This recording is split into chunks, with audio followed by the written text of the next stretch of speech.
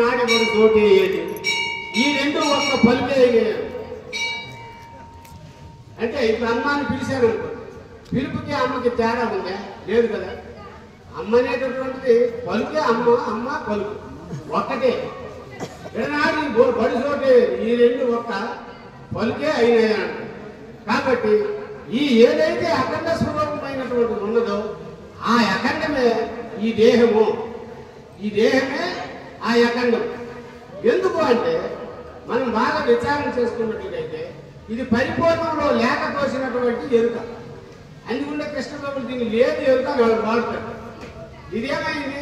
ఆ ఎరుక అనేటటువంటిది మొట్టమొదటిగా బ్రహ్మముగా ఉంది బ్రహ్మంగా అవ్యక్తం మహాంధకార పంచతన్మాత్ర పంచభూతాన్ని అఖిలము జగత్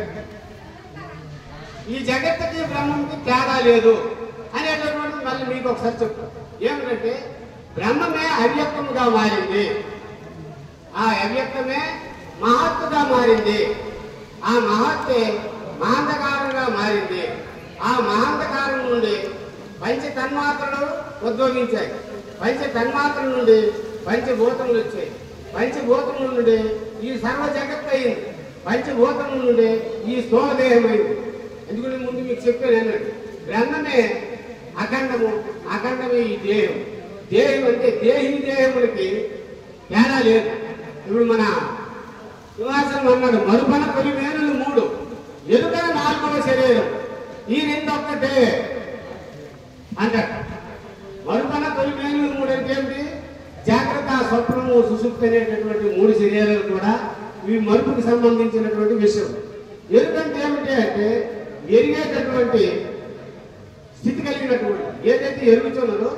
అది ఎరుక ఎందుకు అన్నాడు అంటే ఈ మరుపులో జాగ్రత్త అవస్థలో చేసినటువంటివన్నీ కూడా అదే గుర్తుపెట్టుకుంటారు స్వప్నంలో వచ్చేటటువంటి కళ్ళు కూడా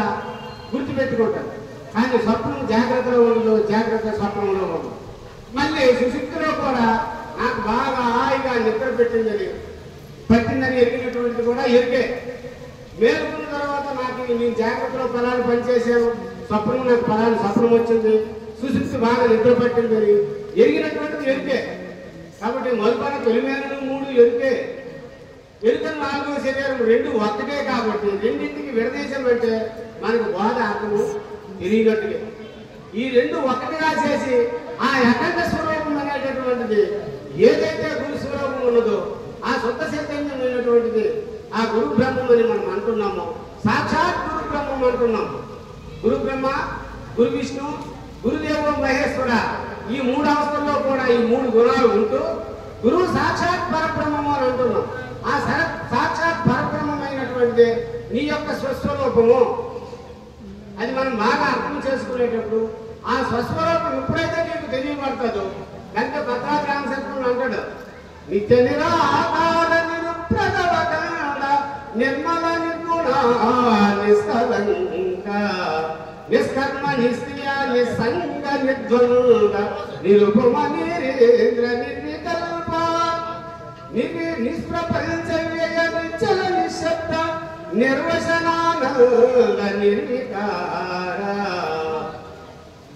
నిష్ప్రపంచ వ్యయ నిశ్చల నిశ్శబ్ద నిర్వచనానంద నిర్వికార నిర్విశేష నిరతజయానంద నీ స్వస్వరూపము నిస్సంశయముగాను వారిదాసన కైలాస వాసవారులకమైనా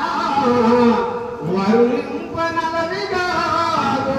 రమ్య గుణగామ భద్రాదిరామ పరశురామ నరసింహదాస సంరక్షితావా అంటే